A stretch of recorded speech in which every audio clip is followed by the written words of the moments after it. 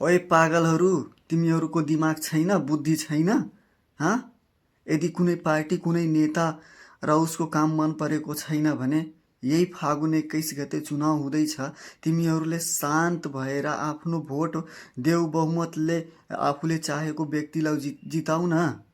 किन तिमीहरूले यस्तो अराजकता फैलाइरहेको, कसैको आस्थामाथि, कसैको विश्वासमाथि यस्तो गर्न पाइन्छ?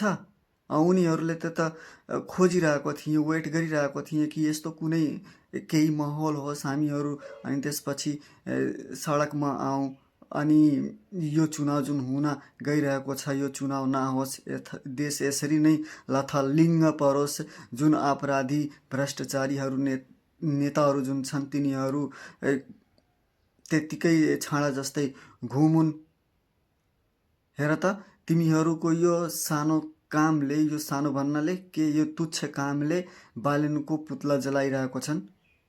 यदि यस्तो भयो भने देशमा चुनाव हुन सम्भव हुन्छ? तपाईँहरूको के विचार छ साथीहरू? कमेन्ट गर्नुहोस्।